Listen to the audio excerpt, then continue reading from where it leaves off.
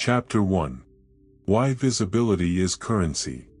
You're doing it wrong, and that's why nobody notices you. That line is designed to sting. Good. If it landed, you felt the truth behind it.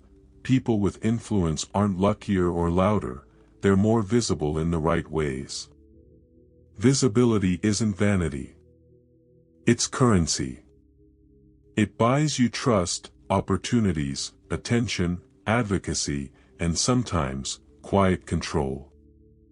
This book shows you how to mint that currency through small, repeatable rituals that make you impossible to ignore, not because you shout louder, but because you move, speak, and behave in ways that naturally pull focus and earn respect.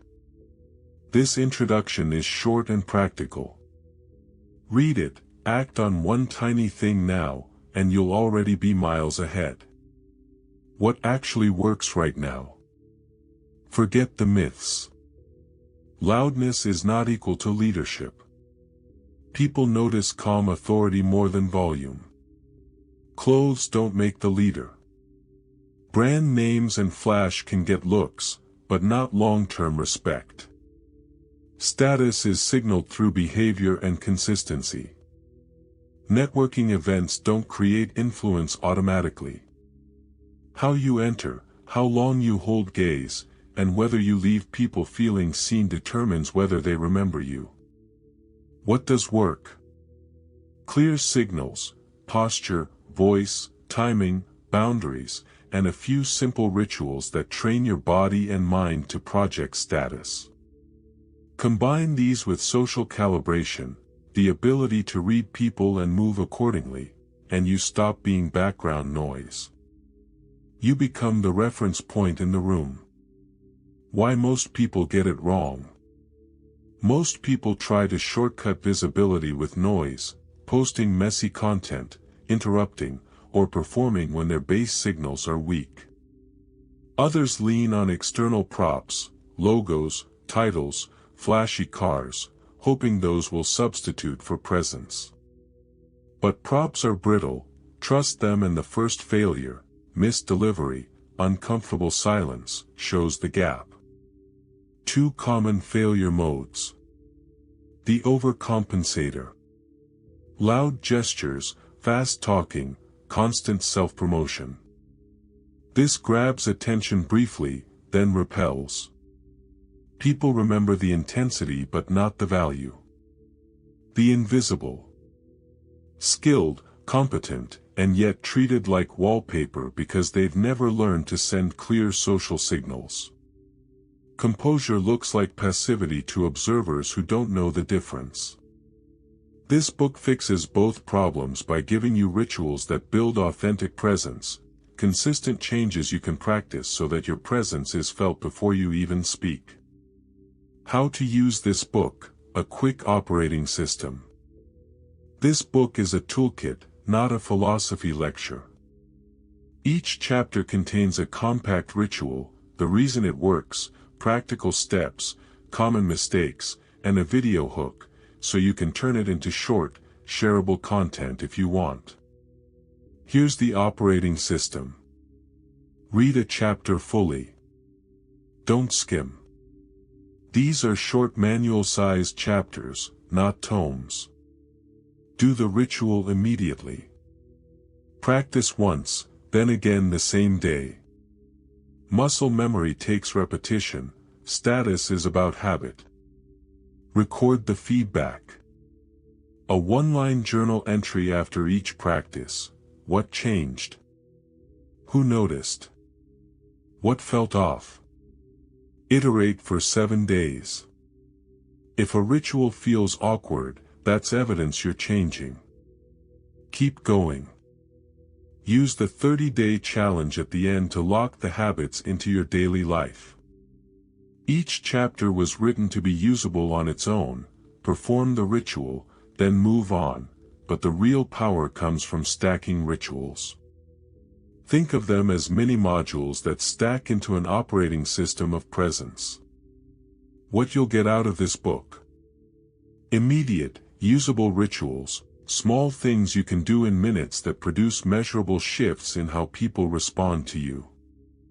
Clarity about status, not as social cruelty, but as a set of behaviors you can adopt ethically. Scripts and micro-speeches you can borrow for boundaries, entrances, and negotiations. A 30-day program to make the changes permanent. This isn't about becoming someone else.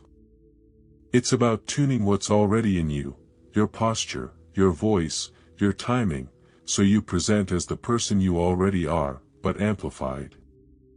A tiny ritual you can do now, 60 to 90 seconds. To make this less theoretical, do the following right now. Stand up. Feet hip width, weight distributed evenly. Roll your shoulders back once, feel your chest open. Chin level, not up, not down. Imagine a string pulling the crown of your head gently upward. Take a breath in for a count of 4, hold for 2, exhale for 6. Repeat twice. Say one sentence out loud, slowly. Use a lower than usual pitch and add a 1-second pause before the last word. Example line, I'll handle this. Pause, tonight. Say it deliberately. How did that feel? Different? It's not magic, it's calibration. In 1 minute you've changed your body, breath, and voice. Those 3 signals, posture, breathing, and pause, are the core levers of presence. We'll deepen each lever in the chapters that follow. How to measure progress, simple metrics. You don't need complex analytics. Use these small, repeatable markers. Eye contact.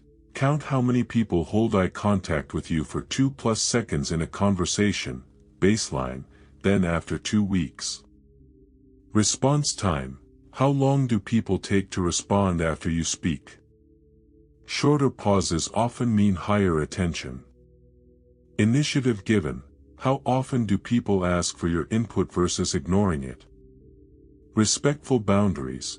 How many attempts to overstep your time, space, or decisions are immediately stopped by your words or presence? Note them in a 1-line daily log. Small, consistent signals will show change faster than big, noisy measures. Chapter 2. Morning Ritual, 10 minutes that set status. If you want influence that lasts, start where everyone else wastes attention, the morning. How you orient your body, breath, and mind in the first minutes after waking sends a signal that lasts all day. It sets internal calibration, you feel different, and external calibration, your face, posture, and voice already speak before you've said a word. This chapter gives you one compact, repeatable 10-minute ritual, precise, practical, and designed to make you show up like someone who commands a room. Do this ritual for 7 mornings in a row. Log what changes. Tiny, consistent shifts compound into presence. Why 10 minutes matters. 10 minutes is short enough to be realistic and long enough to create a stable state change. The ritual uses 3 levers that control how others perceive you. Body, posture and alignment prime the nervous system for confidence. Breath, breathing patterns regulate arousal and voice quality. Mood, micro-intentions steer attention and behavior. Combine them and you create a stable baseline of status. You move differently, speak with more weight, and make decisions with less inner noise. The 10-minute ritual, step by step. Total time, 10 minutes. Minimal props, a chair, or the bed edge, a small towel or scarf, and a timer. Minute 0, preparation, 30 seconds. Wake. Sit up slowly, don't flop. Plant feet flat on the floor, knees at 90 degrees. Rest your hands on your thighs, palms down. Set a simple intention: today I will be present. Say it aloud, once. Minutes 0:30 to 2 o'clock, ground and align, 1.5 minutes. Roll your shoulders back slowly 3 times, exhaling on the roll. Feel the chest open, but keep the spine long. Imagine a string from the crown of your head to the ceiling pulling you up gently. Tuck the chin very slightly so your neck lengthens, not press down.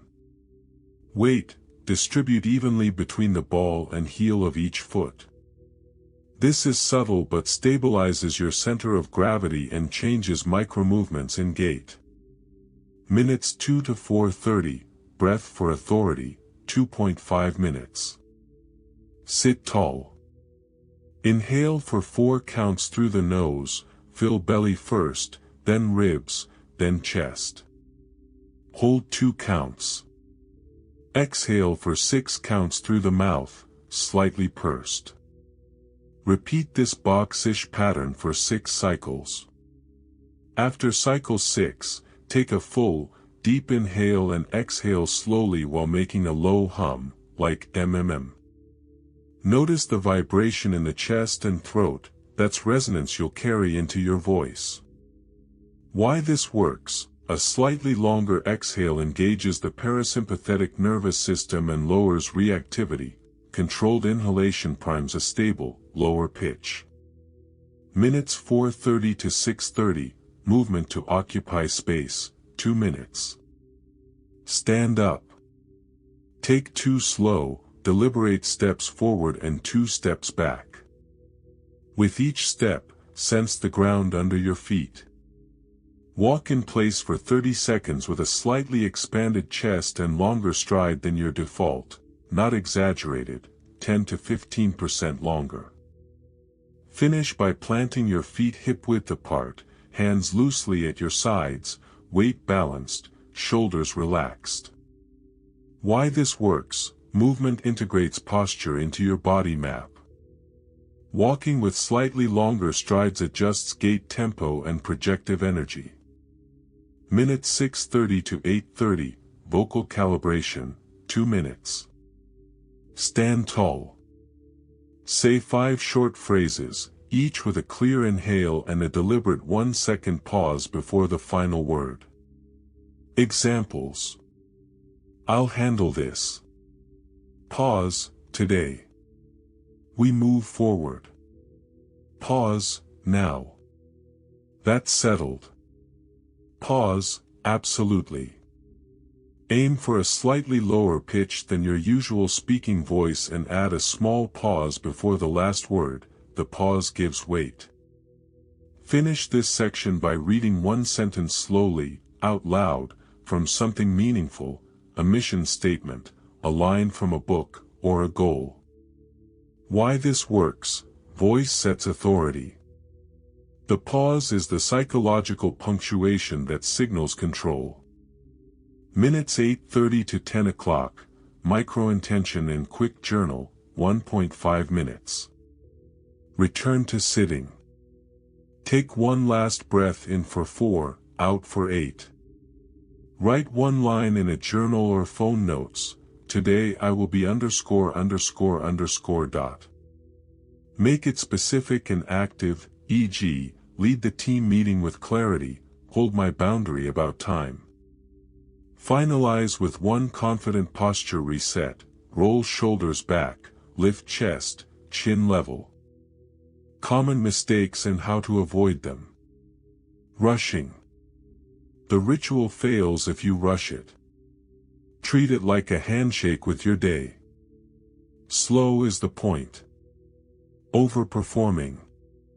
Don't force a dramatic voice or a fake swagger. Small, consistent shifts are what create real status. Skipping breath work. Breath changes brain chemistry. If you skip it, the body won't settle. Vague intentions. Be better is vague. Make it precise: hold my calendar boundary at 2 to 3 p.m. Variations, for travel, rushed mornings, or different energy states. Travel or hotel room, 6 minutes skip the walking. Do breath cycles, 2 minutes, posture alignment, 1 minute, vocal calibration with 2 lines, 2 minutes, micro-intention, 1 minute. Rush day, 4 minutes 2 breath cycles, 1 posture reset, 1 vocal line, 1 intention. Low energy day, 12 minutes add 2 minutes of sunlight exposure, step outside or near a window, and a 2-minute brisk march in place to increase arousal. What to expect within 7 days. Day 1 to 3, you'll feel different internally, steadier breathing, slightly deeper voice. Others might not notice yet. Day 4 to 7, people begin to treat you differently without naming why. Shorter response times, more eye contact, fewer interruptions. After 14 days, your default gait, voice, and posture begin to shift, and you'll feel more consistently counted. Micrometrics, measure the effect. Keep a tiny log, 1 line a day. After practice, answer 2 questions. Who noticed me today? E.g., boss gave longer eye contact, receptionist used my name. What shifted in me? E.g., spoke more slowly in meeting, felt less rushed. These 2 metrics, external and internal, are enough to see change. Quick scripts, use anywhere. Entrance, as you enter a room, face the group for 1 second longer than feels natural. Nod once. Breathe. Walk with even strides. Boundary, I can't take that on right now. I'll handle X on day/time. Closing a point, that's the plan. Pause, let's do it. Daily CTA. Do this ritual tomorrow morning. Film the vocal calibration section, 30 to 60 seconds, and post it, or simply note what changed. Then come back here and tell me in 1 sentence, who noticed you and what shifted. Practice is where presence is forged. 10 minutes a day builds a baseline of status that your body, voice, and mind will carry into every conversation. Do it honestly, without performance, and you'll start to become the person people count on and remember. Chapter 3. Body energy, posture, walk, and the weight of your voice. Presence begins in motion. The way you hold yourself and move through space is the silent language everyone reads first. Posture tells people whether you belong. Your walk tells them whether you lead. And the weight of your voice tells them whether they should listen. Change those 3 things and you change how the world assigns you status, without saying a single showy word. This chapter gives you concrete drills and daily habits for posture, gait, and vocal weight. Do them in short bursts every day. The body learns by pattern, not pep talks. The baseline principle. People trust consistency over spectacle. A steady chest, an intentional walk, and a resonant voice create a reliable social signal. This person is calm, capable, and predictable. Those are the traits we follow. 3 primary levers. Alignment, structural posture that supports calm and authority. Tempo and footprint, how you move, not just that you move. Resonance, low, supported voice that carries without strain. Work each lever separately, then stack them. The compound effect is powerful. Posture, how to stand so people stop counting you out. Goal, neutral, open, stable spine that communicates control without effort. Daily posture drill, 3 to 4 minutes, twice a day. Stand with feet hip width. Imagine your feet rooted but relaxed. Pelvis, tuck just enough to align the lower spine, think long lower back, not hunched pelvis. Rib cage, lift slightly, not a chest-out puff, but a gentle elevation so breath moves freely. Shoulders, roll them back once and let them settle. Avoid too rigid, you want relaxed strength. Chin, level. Imagine a horizontal line from chin to forehead, keep it roughly parallel to the floor. Micro hold, hold this alignment for 30 to 60 seconds, breathing normally. Repeat 3 times. Mirror check, weakly stand relaxed, then assume the posture. Take a selfie from the side. Your ear, shoulder, hip, knee should be roughly in a vertical line. If the head juts forward, add a chin tuck reminder throughout the day. Why it works: alignment reduces microtension and raises your baseline pitch slightly lower and steadier. It also slows micro-movements that betray nervousness. Common mistakes. Pulling shoulders back too aggressively creates tension and looks fake. Overarching lower back shows vulnerability. Holding the posture like a statue, breathe and move within it. Walk, how to move like someone who matters. Goal, a gait that projects intent and calm, not speed, not swagger, but directional purpose. Walk drill, 5 minutes daily, morning or before meetings. Stand tall in posture. Take a breath in. Step with intention, place heel, roll to ball, push off with toes. Don't slap the floor. Increase your step length by about 10 to 15% compared to your default. Not exaggerated, just a little longer. This lengthens stride tempo and slows cadence. Arm swing, allow arms to swing naturally opposite the leg, but keep elbows slightly bent. Not robotic, fluid. Mental cue, weight forward, core engaged. Imagine your center leading the step. Walk for 60 to 90 seconds in a straight line. Repeat for 3 sets. Tempo practice, walk at 3 paces and note the effect: normal, slightly slower, and slightly faster. The slightly slower pace will generally read as more authoritative. Practice the slower pace until it feels natural. Entrances and exits. Entrance, pause at the threshold for 1 beat before stepping in. Look across the room, take a calm breath, then walk with the practice stride. Exit, don't rush away. Walk with purpose toward your exit, pause at the door, then leave. Why it works: stride length and tempo alter perceived energy and confidence. A purposeful walk reduces fidgeting and sends a clear social signal: you belong here and you're not anxious. Common mistakes. Overcompensation, a forced power walk looks theatrical.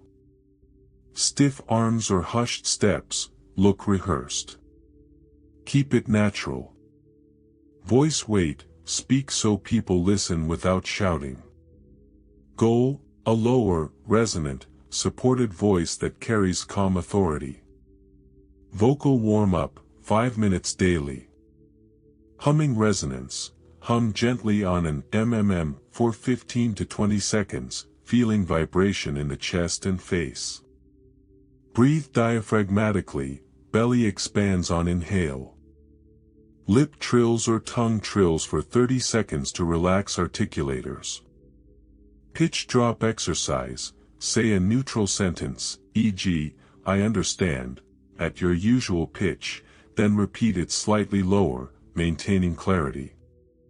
Do this 5 times, staying comfortable. Projection practice, read a paragraph aloud, imagining your voice reaching the far wall. Not louder, supported. Pause before the last word in sentences for weight.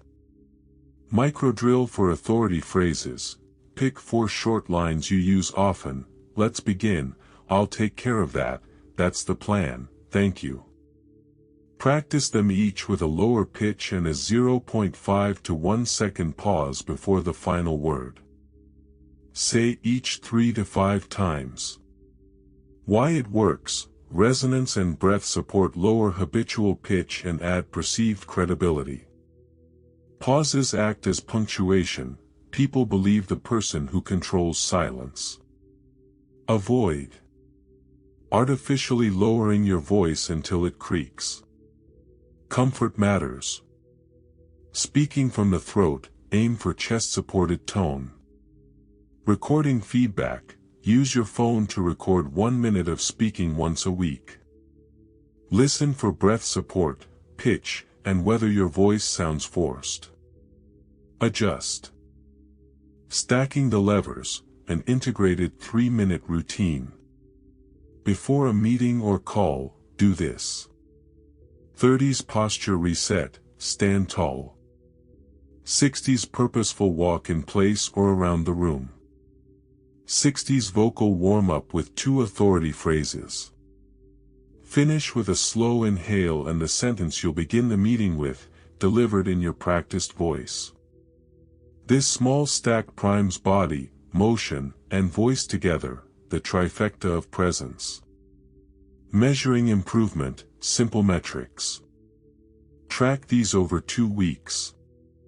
Interruptions. Are you interrupted less? Fewer interruptions means perceived authority. Requests for your input. Count how often colleagues ask for your opinion proactively. Mirror check. Weekly side selfies. Look for head posture alignment improvements. Voice rating. On a 1 to 5 scale, how confident does your recorded voice sound? Aim for +1 in 2 weeks. Journal 1 line daily. Today my walk/voice/posture changed. Result, ____. This small habit reveals trends faster than vague impressions. Quick scripts and situational tips. Entering a conversation, pause for 1 beat facing the group, make brief eye contact with 2 people, then speak. Good to see you, let's catch up. Pause, where were we? When you want attention, lower pitch by 1 comfortable step, breathe, then say the opener. People orient to lower, calm signals. To stop a rush, stop moving, plant feet, breathe, and say your line slowly. Movement arrests attention. Daily CTA. Today, pick 1 lever, posture, walk, or voice, and practice its drill for 5 to 10 minutes. Then report back in 1 sentence, what you changed, and 1 immediate effect you noticed, internal or external. Presence is a muscle. It responds to calm, regular reps, not dramatic stunts. Do the small work here and the room will begin to move for you. Chapter 4. Voice and pause, how to make people listen. Voice and silence are a pair. Voice gives information, silence gives it gravity. Most people underestimate silence and overestimate words. The person who controls the pause controls the frame of the conversation. Pair that control with a grounded, resonant voice and you'll stop competing for attention. People will lean in and listen. This chapter teaches you the core techniques for authoritative speech, timbre, the color and depth of your voice, the slow word, a single deliberately paced word that anchors sentences, and the authoritative response, a short pattern that closes space and sets the next move. You'll get daily drills, situational scripts, common mistakes to avoid, and micrometrics so you can measure real change. The 3 principles. Resonance over volume. Lower, supported tones read as credibility, shouting reads as insecurity. Pause as punctuation. Pauses are rhetorical commas and periods, they let words land. Economy of words. Short, well-timed contributions are remembered, long monologues are skimmed. Combine a supported voice with well-placed silence and you create conversational gravity. People wait for your words because they know they matter. Anatomy of an authoritative phrase. An authoritative phrase has 4 parts. Preparation breath. A quiet, full inhale that anchors breath support. Framing opener. A short phrase that signals intent, 2 to 4 words. Slow word anchor. The single word you slow down and slightly lower, this is the mental peg. Pause. A silent 0.5 to 2 second pause after the slow word, letting the idea settle. Example, preparation breath, let's decide, today, slow word, pause. Practice that pattern until the pause feels intentional, not awkward. Warm-ups and daily drills, 12 minutes. Do these drills daily, ideally in the morning or before important interactions. 1. Resonance hum, 2 minutes. Sit or stand tall. Inhale diaphragmatically. Hum an MMM at a comfortable pitch for 20 to 30 seconds, feeling vibration in chest and face. Rest 10 seconds. Repeat twice. Goal, find chest resonance rather than throat tension. 2. The yawn sigh open, 2 minutes. Perform a gentle yawn to open the throat, then exhale on a long, or with relaxed lips for 6 to 8 seconds. Repeat 3 times. Goal, relax the larynx and reduce vocal strain. 3. Slow word drill, 4 minutes. Pick 5 ordinary words you use a lot, e.g., now, decide, done, next, stop. Say each word normally, then say it again stretched. Hold the vowel a little longer and lower your pitch by a comfortable step. Insert a 1-second silent pause right after. Repeat each word 5 times. Goal, train the mind and mouth to slow a single word naturally. 4. Authoritative response rehearsal, 4 minutes. Prepare 6 short responses you might use in meetings or tough conversations, see script list below. For each, inhale, say the opener calmly, deliver the slow word, pause, then the closing word or action. Repeat each 3 times. Example pattern, I'll handle that, slow, pause, today. These drills strengthen breath support, lower habitual pitch, and make a pause feel like a tool rather than silence.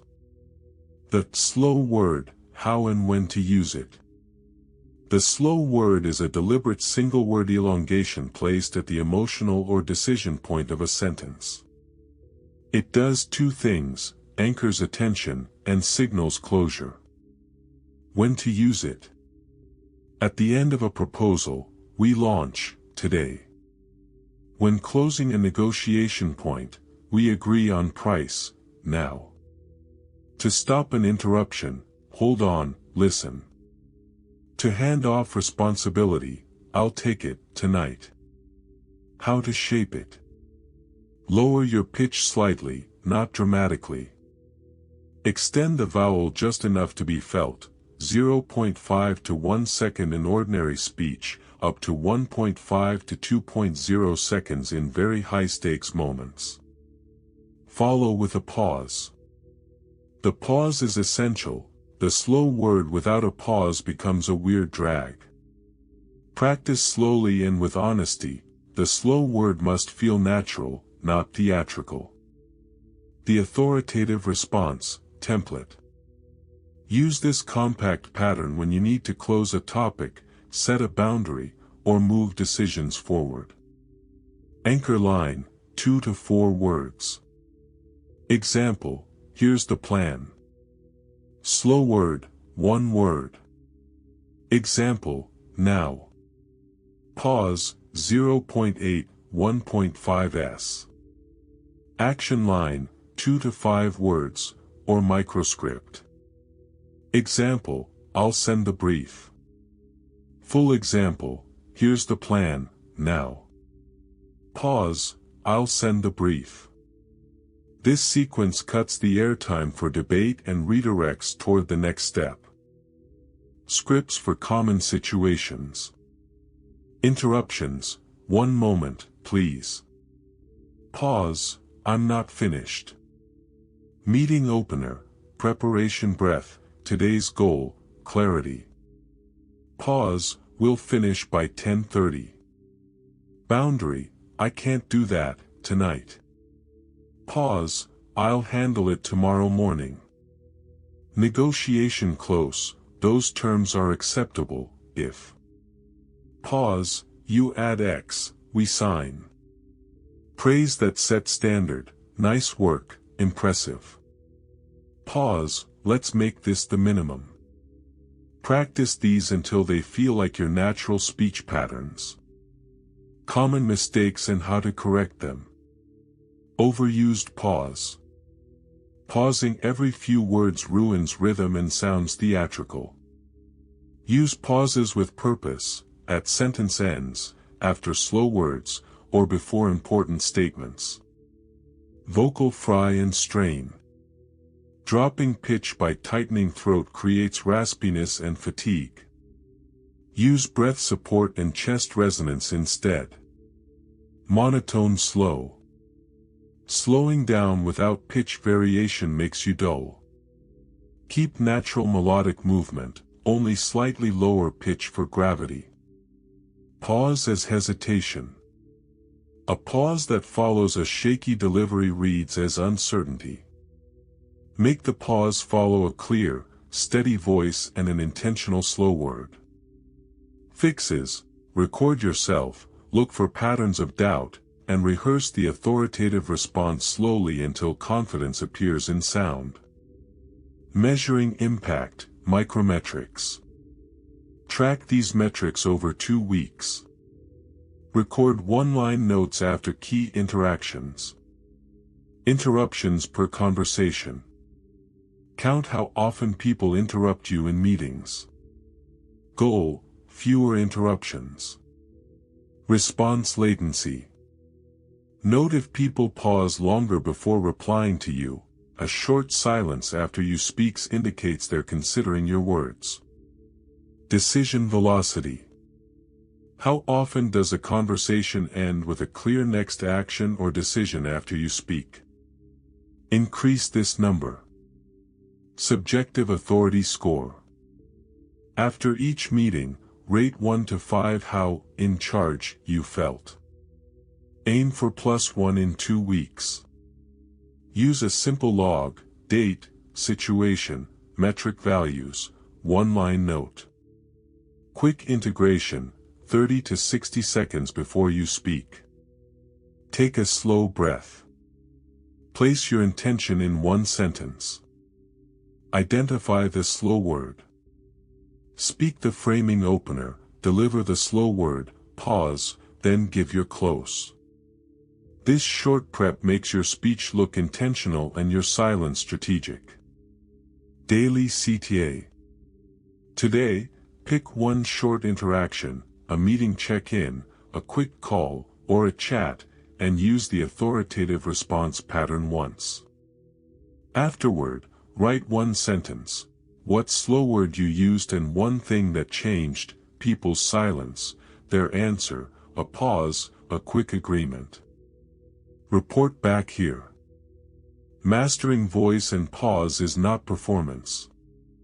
It's calibration, learning to move the air and the silence so your words land where they should. Do the drills honestly, use the slow words sparingly, and the room will start to wait for your next sentence. Chapter 5. Status markers, without brands or money. Status isn't a price tag. It's information, a bundle of small, low-effort signals people read quickly and, usually unconsciously, use to decide who's worth following. The good news: most people get this wrong by either shouting with logos or ignoring the tiny rituals that actually move perception. This chapter lists non-monetary status markers you can adopt today, explains why they work, shows how to practice them, and gives short scripts so you can use them immediately. No designer wardrobe required. The core idea. Status is shorthand. Humans compress a lot of social data into instant judgments. The most effective status markers are consistent, low noise, and hard to fake for long. They're less about dazzling and more about coherence, the way you enter, the small choices you repeat, and the calm clarity you carry. Those things add up faster than labels. 5 categories of cheap but powerful status markers. Presence rituals, how you enter and occupy space. Deliberate grooming, small, consistent details that look intentional. Timing and attention, punctuality, focused listening, controlled responses. Micro-behaviors, eye contact, measured gestures, naming. Quiet orchestration, structuring moments so others feel seen and guided. Below are concrete markers and practices within each category. 1. Presence rituals, entrances and occupied space. Why it matters: people decide within seconds who leads. An entrance that's brief, calm, and slightly longer on the eye gives you a fraction of authority. Do this. Pause an extra half-second at the doorway. Breathe. Scan the room for 1 or 2 faces. Make brief eye contact, 0.5, 1s, with a neutral smile or nod, then move with intention. Choose a position that gives you natural sight lines, near the center for groups, at the head of a table for small teams, slightly forward in standing groups. Sit with a small buffer, leave a 30 to 40 centimeter space to your nearest person when free. It reads as boundary and composure. Practice drill, daily, 2-minute stand at your door. Imagine entering a room of 10, do the pause eye contact step in sequence 3 times. Make it calm. 2. Deliberate grooming, fit label. Why it matters: people notice coherence. A well-fitted inexpensive shirt signals more than an ill-fitting designer one. Do this. Fit check, shoulders align with seams, sleeves hit at the wrist bone, pants break lightly on the shoe. If tailoring is an option, invest in minor adjustments, they matter more than brand tags. Small hygiene temple, trimmed nails, clean shoes, a quick wipe/shine, neat hair. These micro details are read as care and reliability. Signature detail, optional: a subtle, repeatable element, a scarf, a lapel pin, a plain watch, a pocket square, that becomes part of your pattern. Keep it minimal and consistent. Practice drill, weekly, 10 minutes. Pick one clothing item to tailor/repair/clean, and add one small signature detail. 3. Timing and attention, punctuality and listening. Why it matters: time management signals value. So does the quality of attention you give someone. Do this. Be on time or 5 minutes early. If late, send a short, truthful note. Lateness that becomes routine erodes status. Active listening ritual: after someone speaks, wait 0.6 to 1.2 seconds before you respond. That tiny delay signals processing and respect. Interrupt rarely. When you must, use a soft anchor. Quickly, can I add 1 point, then make it short. Practice drill, Daily interaction. Pick one conversation and practice the 1-second pause before responding. Note the person's reaction. 4. Microbehaviors, eye contact, gestures, naming. Why it matters. Small nonverbal cues are high bandwidth. Use them to create an impression of calm control.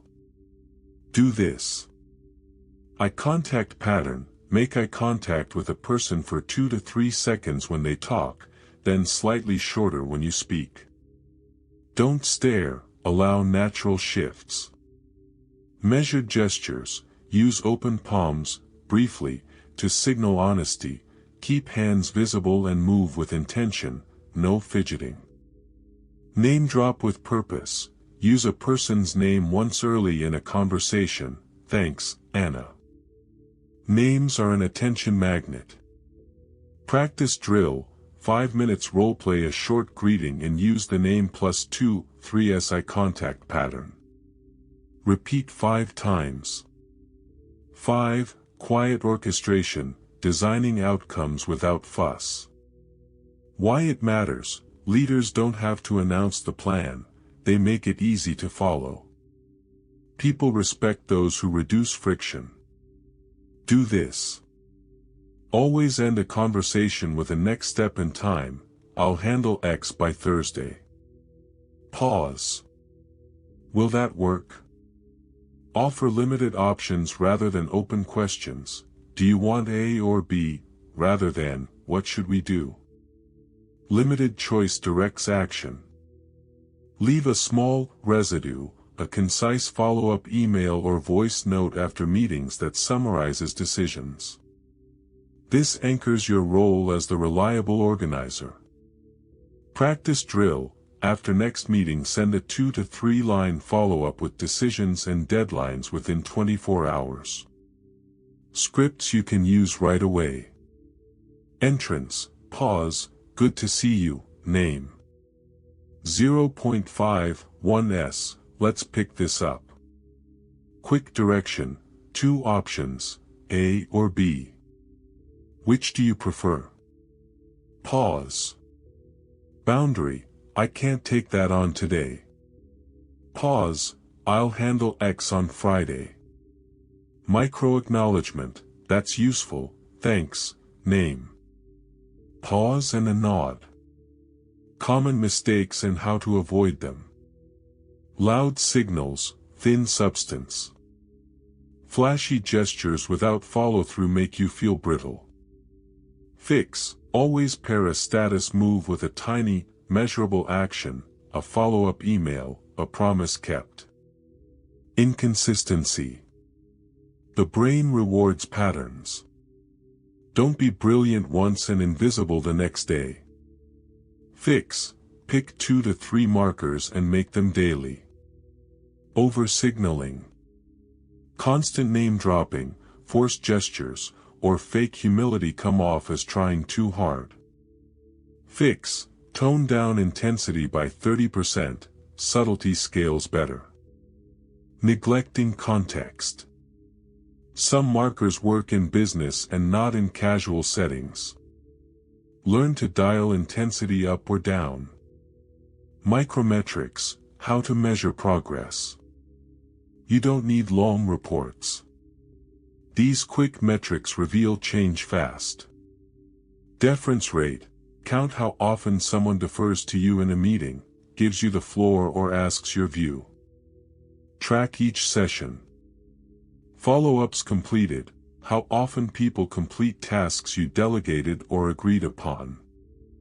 Name recognition, how often people use your name correctly or greet you proactively. Interruptions reduced, fewer interruptions equals more perceived authority.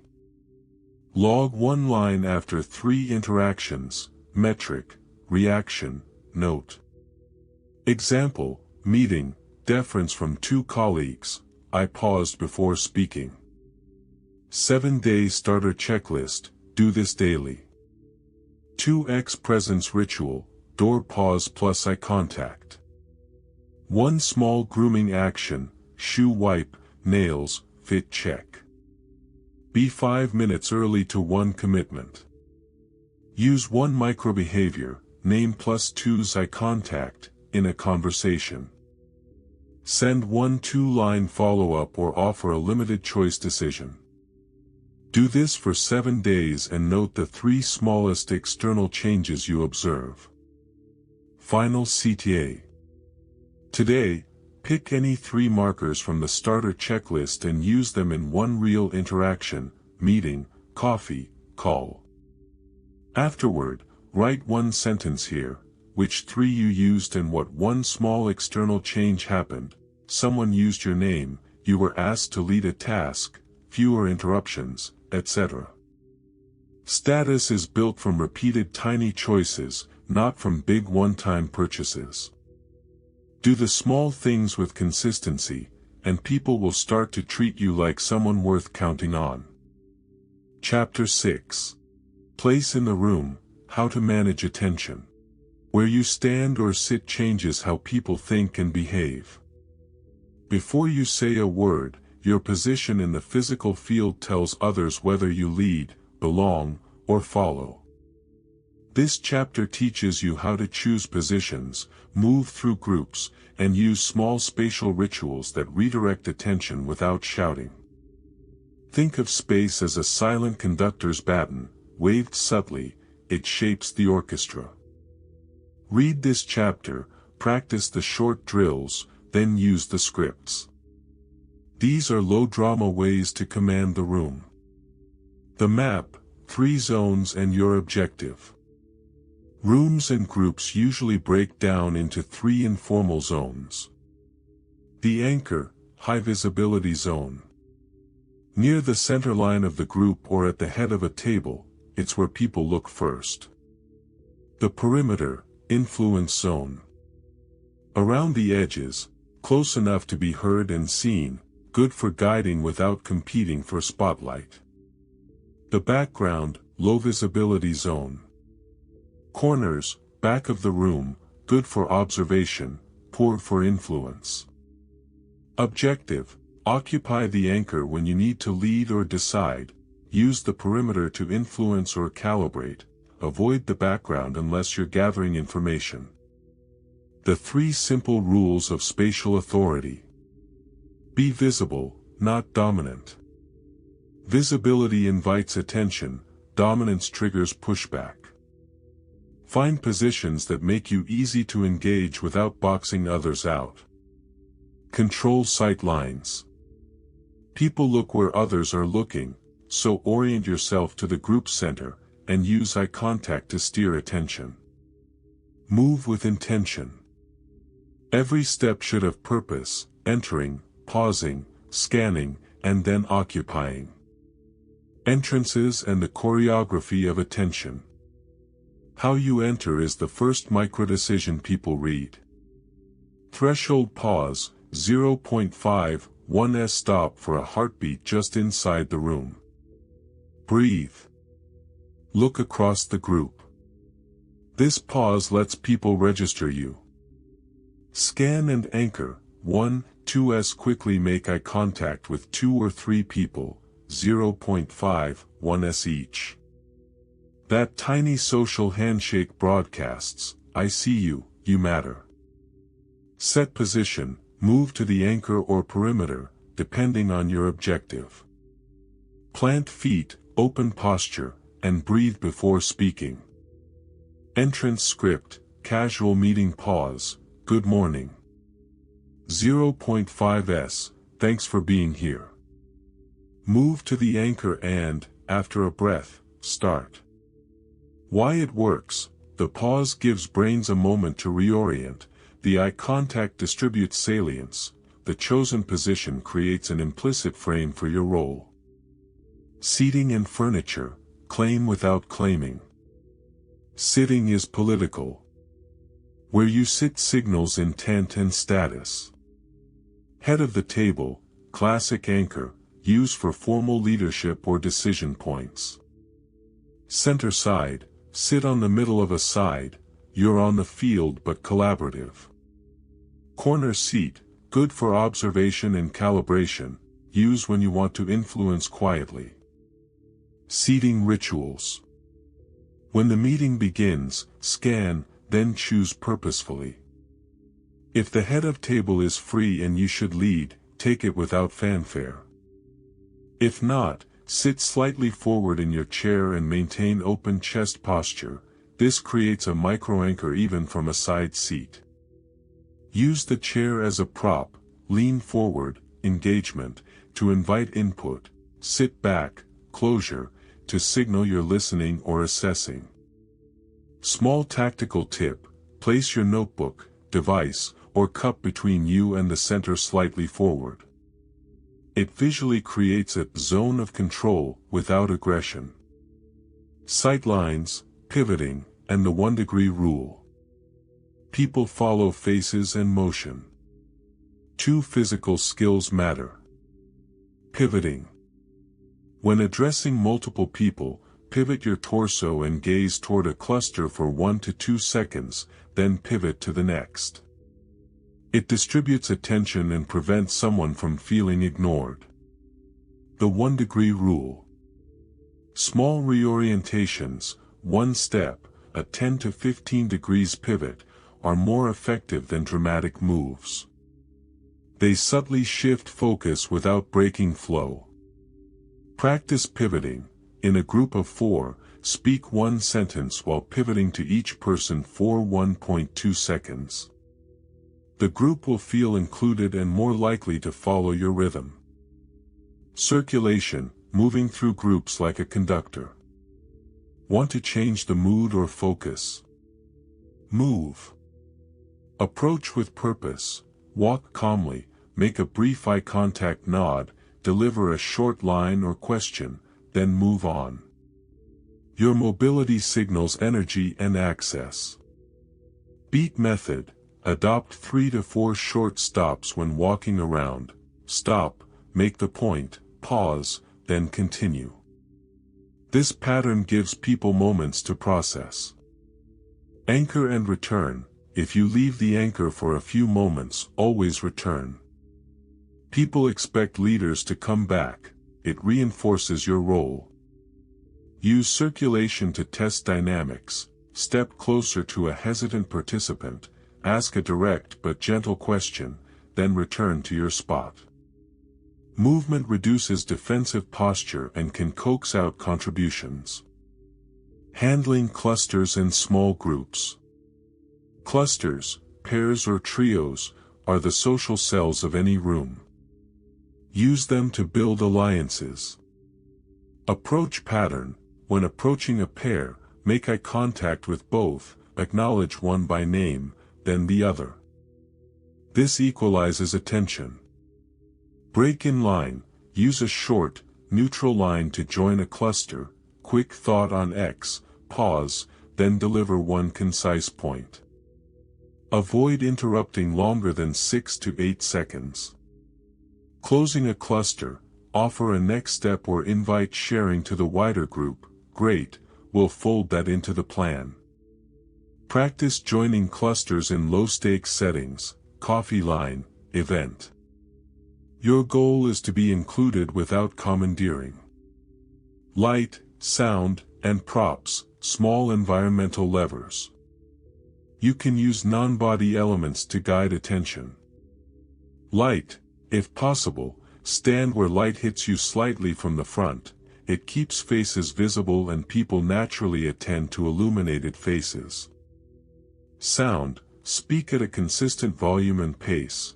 If background noise rises, pause, move a few steps closer, or ask for attention politely.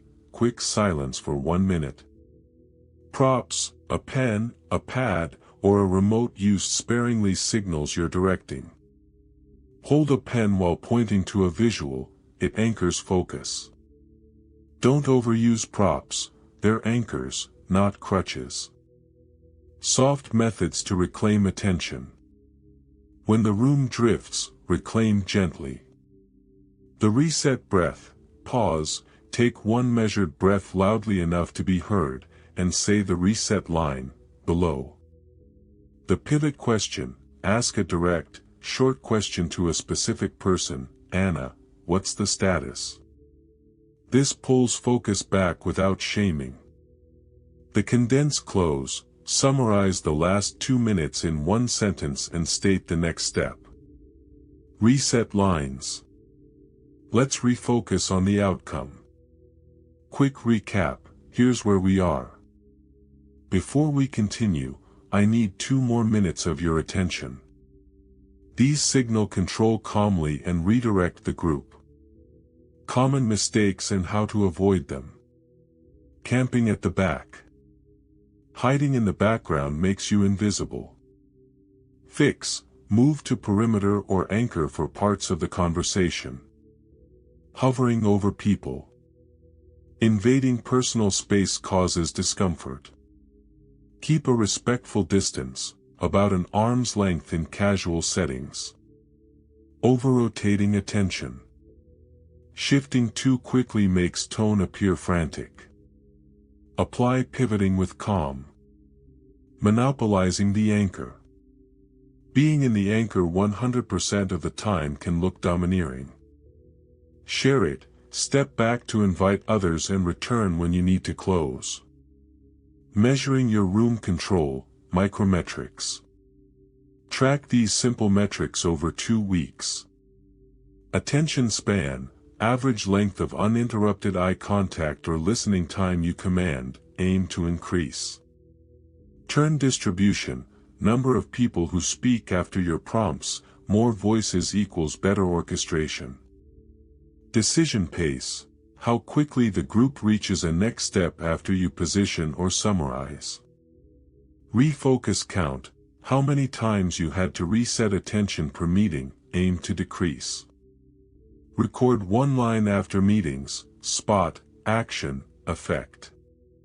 Example, anchor seat, summarized, team agreed in 4 minutes. Quick drills, 5 to 10 minutes. Door drill, stand in a doorway and practice the threshold pause plus scan plus anchor 3 times. Pivot walk, simulate a small group and practice pivoting to each imagined member for 1.2s. Cluster entry, practice a 15-second line to join a pair, then retreat. Do this 3 times. Daily CTA. Tomorrow, choose 1 meeting or social interaction. Before you enter, decide whether you will take the anchor or perimeter. Do the threshold pause, scan, and anchor.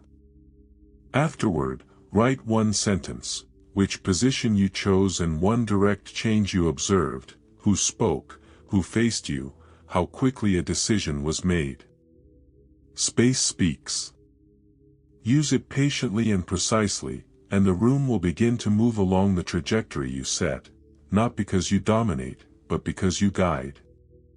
Chapter 7. Calibrating people, how to find leaders and allies. Reading people is not mysticism, it's a fast, repeatable skill. Calibration is the practice of quickly classifying social roles, testing hypotheses, and adjusting how you interact so you get useful outcomes with minimum friction. Done well, calibration saves time, prevents costly social errors, and helps you build a network of real allies, not just acquaintances. This chapter gives you a practical system, a short diagnostic, reliable behavioral cues, micro-questions to test hypotheses, and interaction scripts for 4 common social types: leaders, allies, resources, and opponents. Use it to decide who to invest in, who to influence, and who to politely deprioritize. The quick model, 30 seconds. When you meet someone, run this 4-step scan in under 30 seconds.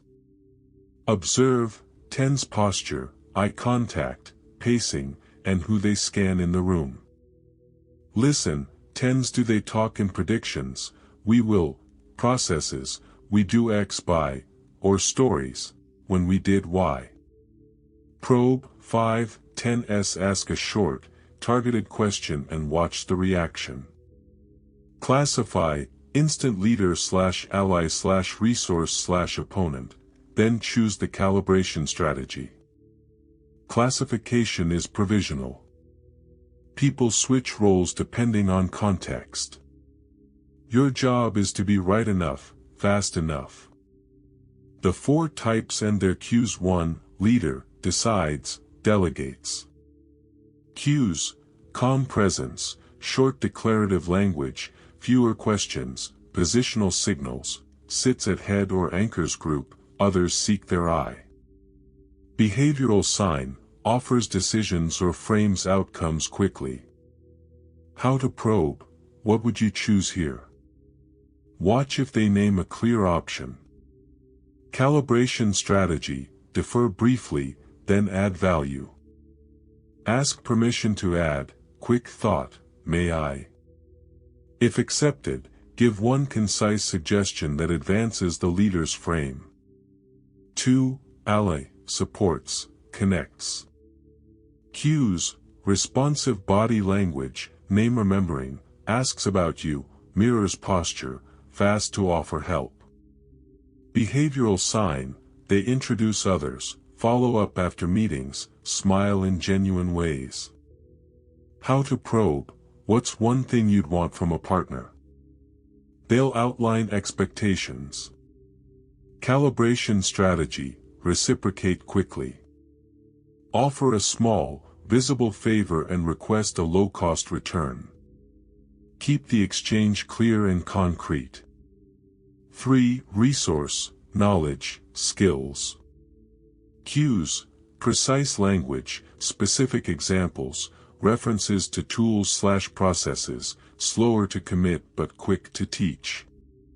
Behavioral sign, they correct details, offer methods, defer on decisions. How to probe: how would you tackle X? They'll produce steps or references. Calibration strategy, extract what you need crisply. Can you give me 2 resources or 1 template I can use right now? Make it easy to help and follow up with a thank you and short implementation note. 4. Opponent/noise, blocks, drains. Cues: frequent interruptions, dismissive tone, boundary testing jokes, consistent redirection of conversations. Behavioral sign, they push back without proposing alternatives or seek to undermine quietly. How to probe: a neutral check, I want to understand your concern, what would work instead? Watch whether they give constructive alternatives or just list problems. Calibration strategy, limit exposure. Use neutral scripts, set clear boundaries, and if necessary, escalate decisions to leaders or opt out of deeper engagement. Micro-questions to reveal motive, use fast, polite wording. What outcome are you aiming for here? Reveals priorities. Who else needs to be in the room for this to work? Reveals networks and influence. What would success look like to you next week? Reveals short-term versus long-term thinking. If you could change one thing about this, what would it be? Reveals pain points and power. Ask 1, listen, then classify.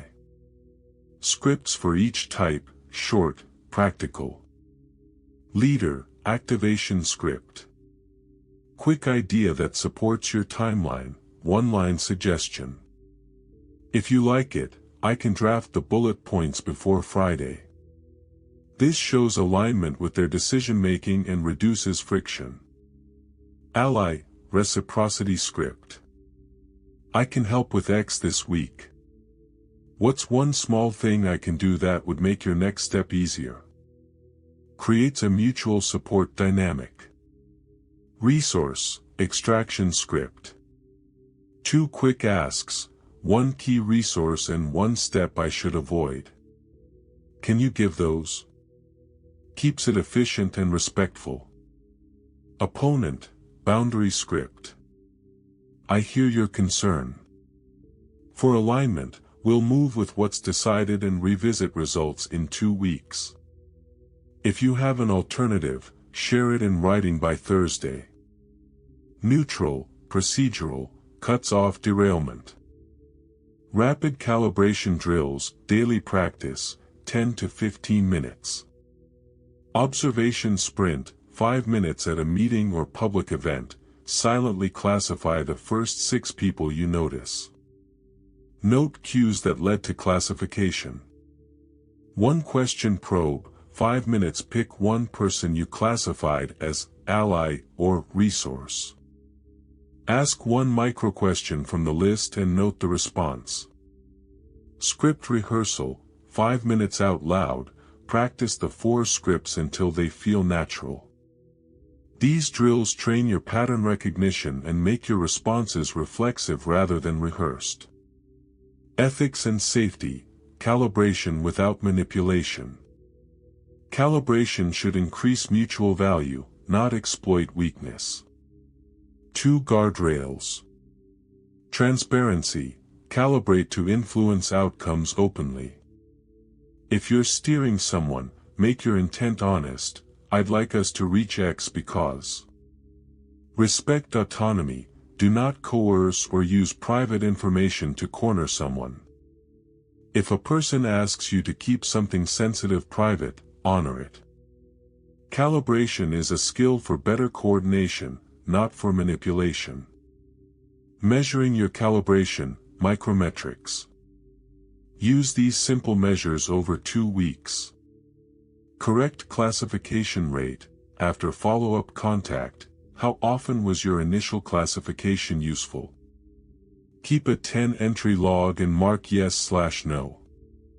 Conversion rate, percent of ally/resource probes that resulted in a helpful follow-up, resource shared, intro made. Conflict exposure, number of extended interactions with opponents per week, aim to reduce. Network growth, count new direct contacts you can rely on for one concrete thing. Log 1 line after interactions, classification, action taken, outcome. Common mistakes and fixes. Hasty judgment, classifying based on one cue. Fix, always probe one micro-question before acting. Over-investing in opponents, arguing drains energy. Fix, limit time and escalate decisions instead of debating. Ignoring quiet leaders, some leaders lead by influence, not volume. Watch who people check with, not who speaks the loudest. Not reciprocating, alliances die without exchange. Fix, always return value within 72 hours. Daily CTA. Today, at your next interaction, run the 30-second scan. Ask one micro-question and classify the person. Then use one script from the chapter.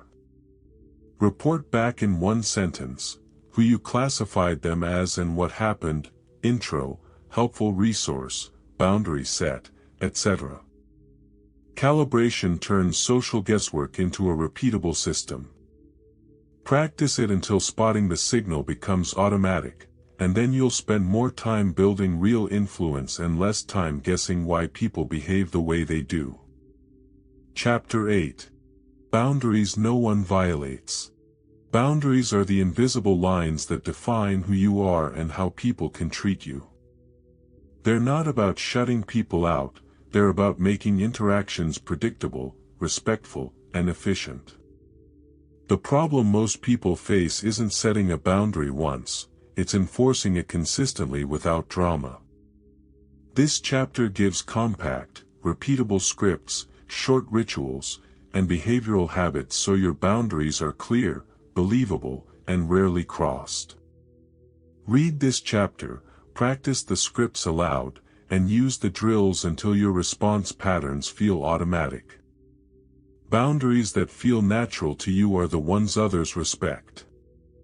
Why boundaries are status, and why they fail. Boundaries are status because they communicate value. Your time, attention, and commitments are limited and therefore worth something. When you enforce them calmly, people treat you as reliable and scarce, and that often increases influence. Boundaries fail for two main reasons. Vague language. "I'm busy" is a request for negotiation. "I can't take that on until Friday" is a constraint. Inconsistent enforcement.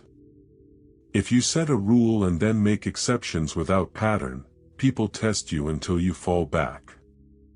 Goal: choose precise boundaries, announce them clearly, and enforce them with short, repeatable patterns. The 3-step boundary ritual, 60 to 90 seconds. Use this ritual the moment you decide to assert a boundary. State the limit, 5-8s.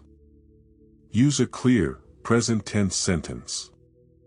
Example: "I can't take new client work until Monday." Anchor with reason, 3-6s. One short clause to make the boundary credible, no long apologies. Example: "I'm finishing another commitment." Offer the next step or consequence, 5-10s. Give an option or a firm consequence that redirects action. Example: "If it's urgent, I can recommend someone. Otherwise I'll pick this up Monday." This pattern is calm, useful, and reduces follow-up negotiation. Scripts: precise, non-negotiable, and humane. Use these short scripts verbatim until they feel natural. Adjust wording to match your voice, but keep the structure. Time boundary, work requests. "I can't take that on right now, I finish other priorities on Monday. If this must move sooner, I'll recommend a colleague, otherwise I'll handle it Monday." Attention boundary, interruptions. "I need to finish this task. I'll be free at 3 p.m., can we talk then? If pressed, if it's urgent, text me urgent and I'll check." Emotional boundary, personal questions. "I don't discuss that topic at work. I'm happy to talk about X instead." Financial boundary, payment/discount asks. "I don't discount my work. My fee is X, if that doesn't work, I can suggest lower cost options." Time theft, meetings running over. "We planned 30 minutes. I have the next item at X, so let's wrap in 5 minutes or continue by email." Boundary with a repeat offender. "I've mentioned this before. If it continues, I'll have to escalate/step back from this project." How to deliver boundaries, tone and delivery. Boundaries are enforced by posture and tone as much as by words. Calm brevity. Short sentences, even cadence. No fluster. Neutral face. Soft expression, not angry, not apologetic. Small pause after the line. Let the silence do the enforcement work. No over-explaining. One reason is enough, long explanations invite bargaining. Practice delivery, say the script, pause 1 to 2 seconds, then stop. That silence creates the social space for compliance. Handling pushback, 3 options. When someone tests the boundary, use one of these moves depending on escalation level. Redirect, low level, repeat the boundary and offer the same alternative. "I can't today. If you want help sooner, here's a referral." Escalate, mid-level, add a procedural consequence or bring in a third party. "I won't be able to continue unless scopes are respected. Let's put this for review with the manager." Withdraw, high-level, remove access or stop engagement. "If this pattern continues, I'll step away from the collaboration." Choose the minimum effective response. The goal is to teach the social system your limits with minimal drama. Repairing after a boundary breach. You will sometimes misjudge or be breached. Repair quickly and with clarity. Acknowledge, I missed that I let this slide. Brief, no long confessions. Reset, from now on I can't accept late edits past Friday. Follow-up action, put the rule in writing, an email, calendar block, or shared doc. Repairing publicly, in meetings, can be as simple as, quick correction, I need everyone to send materials 24 hours prior. Thanks. Micro-drills to internalize boundaries, daily/weekly. Do these drills until boundary responses are reflexive. Mirror practice, 3 to 5 minutes daily stand, say a boundary script out loud, pause, and hold your posture for 3 seconds. Repeat 6 times. Role play, 10 minutes weekly with a friend or voice memo, practice the 3 escalation moves. Use a timer and keep responses short. Inbox audit, weekly, 10 minutes set 2 clear email templates for common pushes, late requests, discount asks, and use them as canned replies. Save them for instant use. These drills reduce friction and make enforcement feel less personal. Common mistakes and corrections. Apologizing too much. Fix, use no apology phrasing. Replace sorry, but with I can't. Giving variable exceptions. Fix, make exceptions explicit, I'll make 1 exception this month, after that I can't, and log them. Passive-aggressive enforcement. Fix, be direct and procedural, people respond to clarity, not passive hints. Blowing up when tested. Fix, use the minimum effective escalation, keep a procedural path for repetition. Measuring boundary strength, micrometrics. Track these simple indicators over 4 weeks. Request deflection rate, % of off-schedule requests turned into scheduled tasks or referrals. Repeat violation count, how often the same person tests the same boundary, aim down.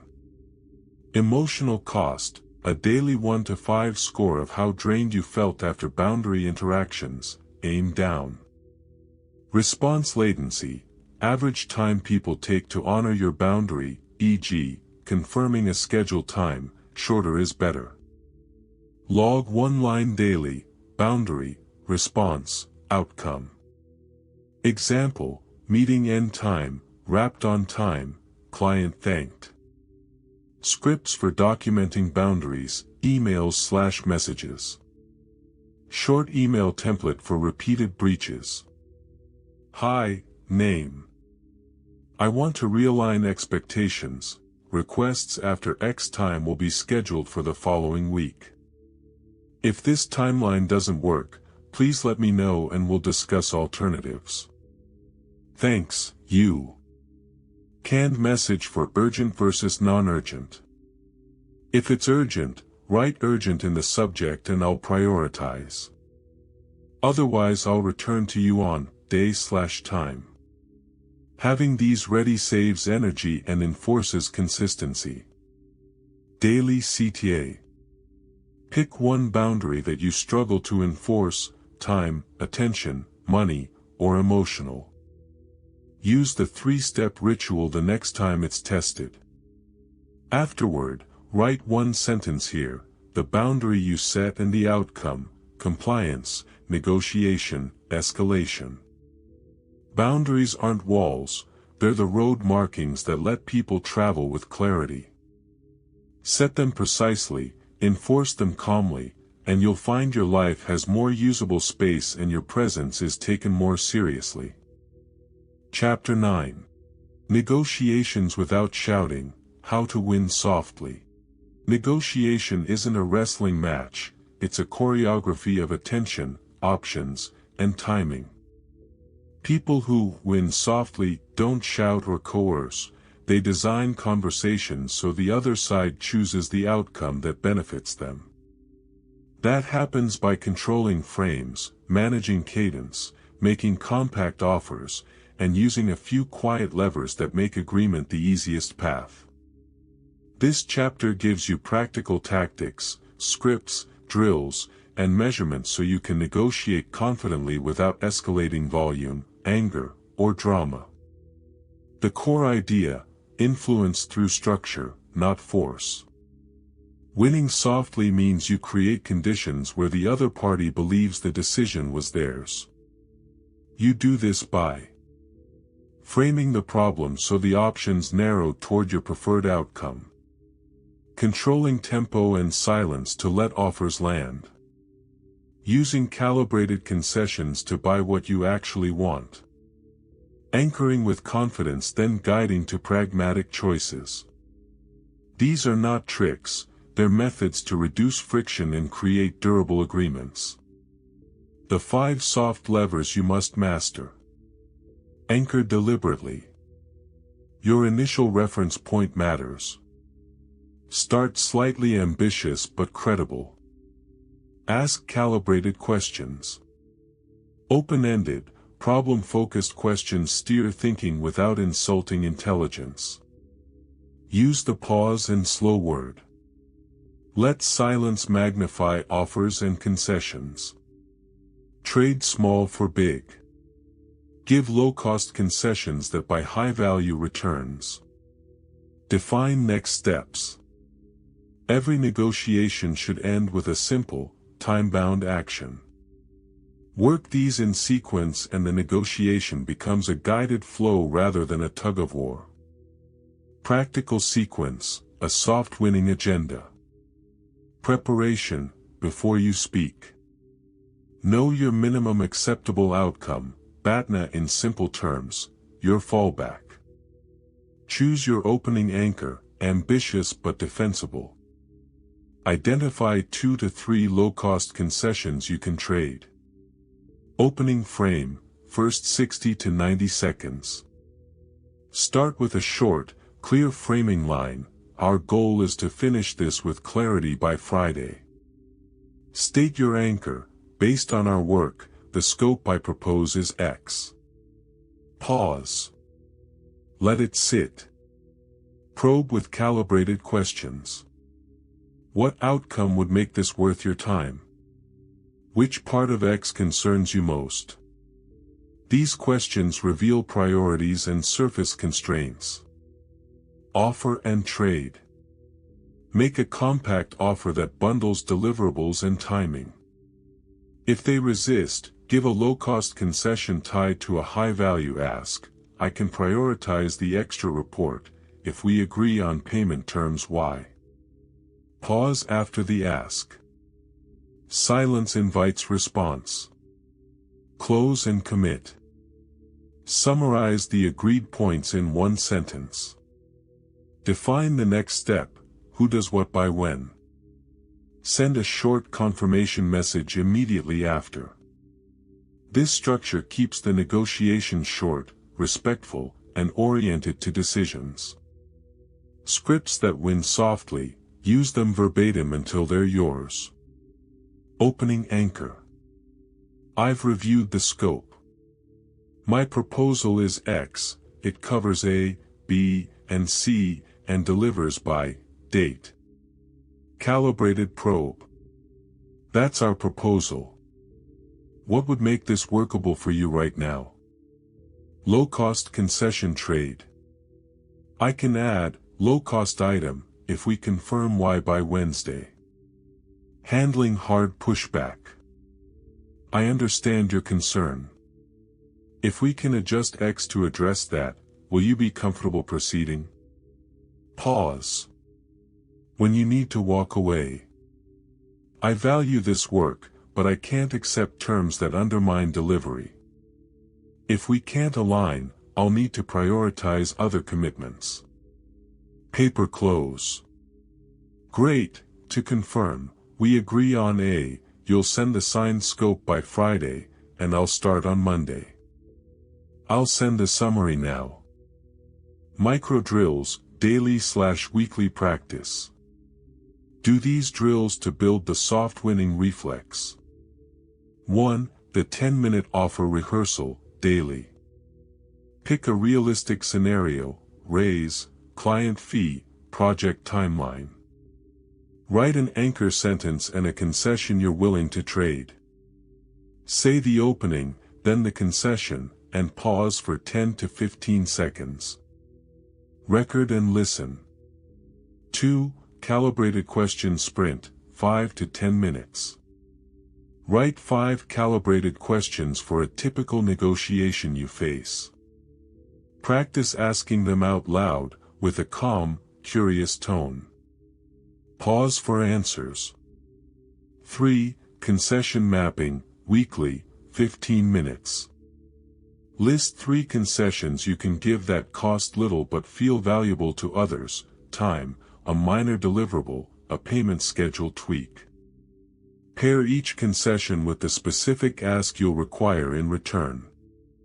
4. Role play, with a colleague or friend, 20 to 30 minutes. 1 plays the counterpart. Practice opening, probing, trading, and closing. Focus on pausing and letting silence work. These drills make your voice steady and your offers strategic. Tactical techniques to use in conversation. The if, then, trade. If you can confirm X, then I'll include Y. Simple and clear. The 1, 2, 3 rule. Offer 3 options, 1 ideal, 1 reasonable, 1 minimal. Most people pick the middle. Label and mirror, quick form. Label, it sounds like timeline is the main issue. Mirror, repeat the last few words they said as a question. Both slow the conversation and surface details. Deadlines as momentum. Gentle deadlines reduce drift. To start next week I'll need confirmation by Thursday. Micro-confirmation. After any concession, ask a short confirming question. That works for you? Pause. Common mistakes and how to fix them. Rushing to fill silence. Fix. Count to 3 in your head after you speak, longer if stakes are high. Giving concessions without getting anything. Fix. Make every concession conditional. I'll do X if you do Y. Over-explaining your position. Fix. Use crisp frames and one-line explanations. Save long reasoning for written follow-up. Anchoring too low. Fix. Anchor high enough to leave room, but keep it credible with facts or comparisons. Measuring negotiation effectiveness, micrometrics. Track these small metrics over 4 weeks. Agreement rate, % of negotiations that end with a signed or written confirmation. Concession efficiency, ratio of concessions given to concessions received. Aim to give fewer low-cost concessions and receive higher-value ones. Decision time, average time from first meeting to confirmed agreement. Shorter often means clearer negotiation. Satisfaction score, self-rated 1 to 5 after each negotiation for outcome quality and relationship health.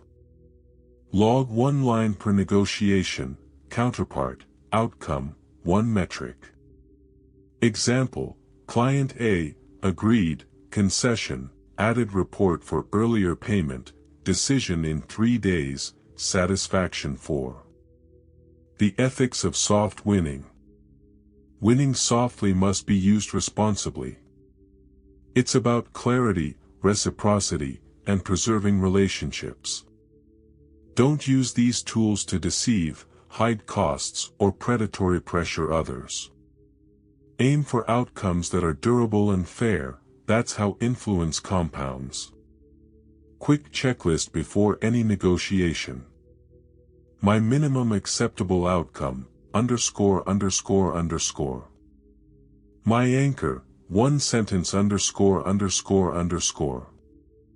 2 low-cost concessions I can trade, underscore underscore underscore forward slash underscore underscore underscore. Calibrated question I'll ask first, underscore underscore underscore. Close. What is the immediate next step I'll request? Underscore underscore underscore. Fill this out in 2 minutes before you speak. Daily CTA. Tomorrow, use the soft winning sequence in one negotiation, even a small one, a meeting time, a payment term, or a household decision. Follow the script, anchor probe trade pause close. Then write one sentence here, what you negotiated and one result, agreement, better term, or clearer timeline. Negotiation is less about pressure and more about architecture. Design the conversation well, steer with calm levers, and you'll get more of what you want, with fewer burned bridges.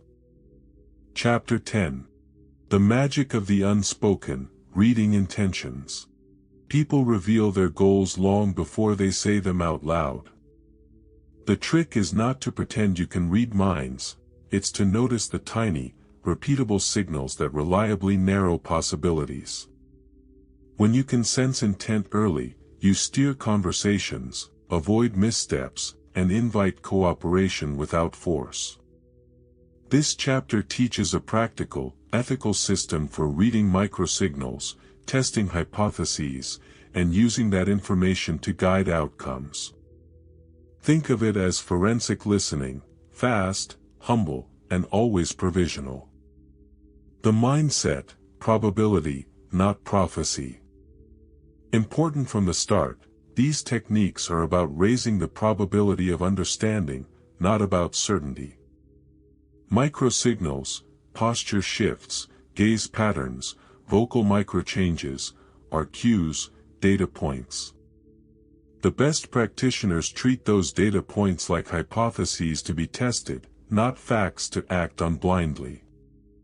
2 ethical guardrails. Default to curiosity. Use reads to ask better questions, not to corner or exploit. Preserve dignity. If your read is wrong, repair quickly and gracefully. With that in mind, the rest of this chapter is about practical observation, rapid hypothesis testing, and clean follow-up moves. A short taxonomy of reliable microsignals. Below are common signals and what they often suggest, read them in context and in clusters. Gaze and eye pattern. Frequent scanning of the room monitoring, not commitment. Fixed, narrow gaze at you interest or intent to influence. Brief downward glances while speaking discomfort or withholding. Head and torso orientation. Torso turned slightly away withdrawal or lower investment. Torso angled toward you, feet aligned approach and affiliation. Feet and leg direction. Feet pointed toward an exit or another person pre-exit intent or ally seeking. Tapping or restless feet impatience or low buy-in. Breath and vocal microchanges. Shorter exhalations, clipped words tension. Deepened cadence and steadier volume commitment or resolve. Microgestures. Palms hidden, hands under table guarded posture. Open palms briefly shown honesty signal. Self-touch, neck, face, while speaking uncertainty or self-soothing. Timing and responsiveness. Slow reply latency after a question internal negotiation or uncertainty. Rapid, overlapping talk urgency or pressure. Congruence. Voice, face, and posture aligned high reliability of expressed intent. Mismatches, smiling with tense jaw, signals conflict between stated and actual intent. Remember, single signals are noisy. Look for patterns across 2 or 3 channels and note whether they align with baseline behavior. The 5-step quick calibration, under 30 seconds. Use this fast method when you first meet someone or enter a conversational pivot.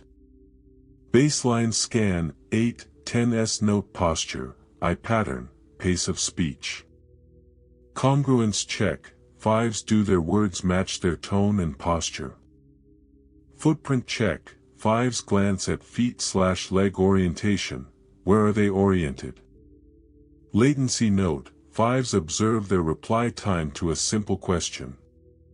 Tentative label, 2, 3s mark one-word hypothesis, engaged, hedging, ally, defensive, ready.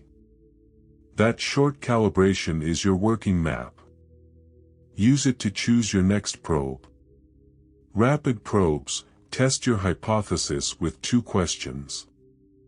Once you have a tentative read, use one of these short probes that reveal without accusing. Priority probe, if you could change one thing about this by Friday, what would it be? Reveals short-term priorities versus vague interest. Constraint probe, what's the biggest obstacle here for you? Reveals real friction and whether they intend to solve it. Trade-off probe, would you prefer faster delivery or more scope? Forces a directional choice and reveals willingness to commit. Listen not just for words but for how they answer, speed, tone, posture shift. If the answer is crisp and aligned, treat intent as actionable. If it's vague, keep probing or pull back. Using microsignals to steer conversations, 3 clean moves. When your read yields a likely intent, you have 3 non-manipulative ways to act. Frame to match intent. If someone is hedging but curious, offer a low-risk pilot, let's try X for 2 weeks and reassess. Lowers their cost of committing. Close the loop. If you sense intent to act, make the action the path of least resistance. Great, I'll draft the 1-page summary and send it by Tuesday. Does that work? Pause and let them accept. Buffer and test. If you sense resistance or secrecy, use a buffer. I hear hesitation. Would you prefer I follow up by email so you can think it over? This reduces pressure and reveals whether intent is real. Each move is designed to either make action easier or to convert ambiguous signals into clearer responses. Drills to sharpen your unspoken sense, daily practice. Do these short, repeatable exercises until pattern recognition becomes reflexive. 1. The observation sprint, 5 to 10 minutes. In a meeting, silently note the top 6 microsignals you see from one person. After the meeting, compare notes or ask a simple follow-up to test your read. 2. Congruence drill, 5 minutes. Watch a short interview or talk, news clip, podcast video. Pause after 30 seconds and write down whether the speaker's words and body matched. Rewind and verify. 3. 2-question probe, live, 2 to 3 minutes. Pick one person you spoke with today. Ask one priority probe and one constraint probe. Note the changes in posture and voice. Did they move toward clarity? 4. Baseline catalog, weekly, 10 minutes. For 4 people you interact with regularly, jot a 1-line baseline, typical posture, pacing, and response latency. Having a baseline reduces false positives when signals change. These exercises build the muscle of noticing without inventing meaning. Common errors and how to correct them. Overread bias. You see what you expect. Fix, always test with a probe question before acting, and calibrate against baseline. Context blindness. Signals differ by culture, mood, or fatigue. Fix, consider time of day and prior events before making a call. Action on single signal. One cue is not equal to plan. Fix, require at least 2 aligned cues before changing strategy. Weaponizing reads. Don't use observations to manipulate or shame. Fix, default to curiosity and offer options, not traps. Measuring your accuracy, micrometrics. Keep this tiny log for 2 weeks. Initial hypothesis accuracy. Of 10 reads, how many were confirmed after probing? Target, 7/10 plus. Probe conversion rate, % of probes that produced a clear next step. False positive rate, times you acted on a read that was wrong, track and review. Repair time, average time to correct a misread and repair relationship, aim to minimize. Write 1 line per interaction, hypothesis, probe, result. Over time you'll see patterns and improve. Quick scripts for turning reads into outcomes. If you sense hedging, it feels like you're not fully ready. Would a short trial help reduce risk? If you sense commitment, sounds like you want to move forward, I'll prepare a 1-page plan by Tuesday. Is that reasonable? If you sense resistance, thanks for being honest. What would make this acceptable to you? Pause. If you sense alliance, you seem aligned, who else should we bring in to make this happen? Short, honest, and action-oriented lines convert silent signals into decisions. Daily CTA. Today, pick one person in a meeting or conversation.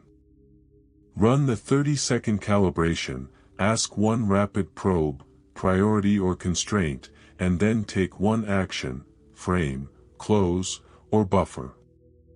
Report back in 1 sentence, your initial label and the result. Reading intentions is a practical skill, not a psychic trick.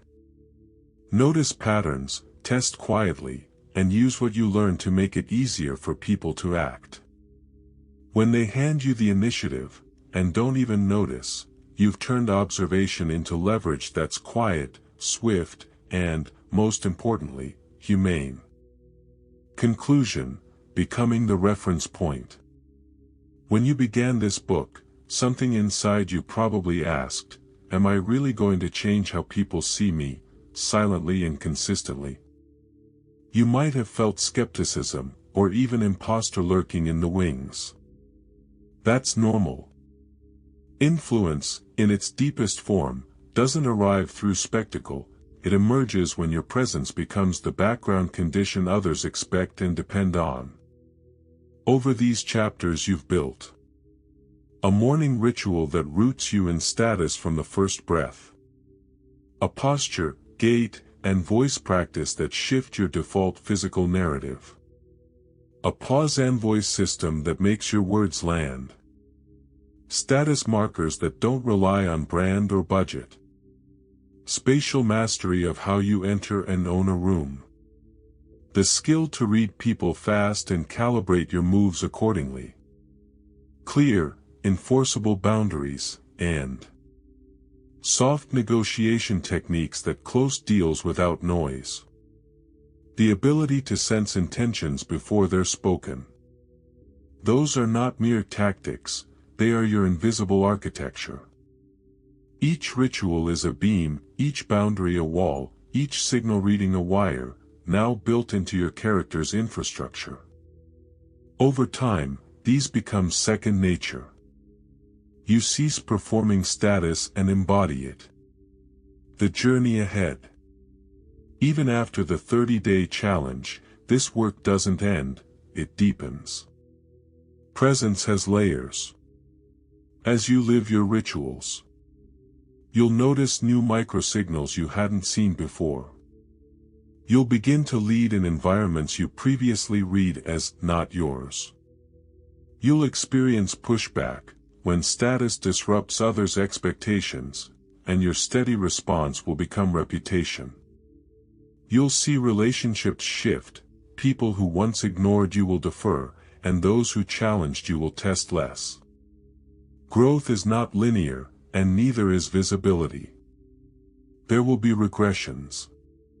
Return thoughtfully to earlier rituals, repeat, refine, and rebuild. The power is in feedback loops and consistency.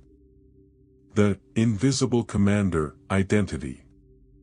Think of yourself now as someone who doesn't demand attention, attention defers to you. This doesn't mean you dominate externally, it means your internal calibration is so stable that others adjust to you naturally. That identity shift, from seeking to being, is the final, invisible ritual. Wear that identity daily. When someone dismisses you, pause before reacting. When requests seem to undermine your focus, draw the boundary rituals. When an opportunity edges close, you'll already be postured to receive it. You're not commanding through noise, you command through reference. Over time, your presence becomes the gravitational center others orbit. Final call, the 30-day covenant. Before this ends, make a vow. Pick 6 rituals from across chapters: posture, voice, boundaries, calibration, etc. Practice them daily for 120 days, that's 4 cycles. If any slip, return immediately. After 4 months, reflect. What changes? What stayed? What next? Write yourself a 1-page status charter, 4 lines about the presence you will never give away, the boundaries you will never breach, and the stance you will never abandon. Keep it where you can see it every morning. A last word: influence is relational, not transactional. Your ultimate power lies not in making people do something but in creating space where people choose to follow.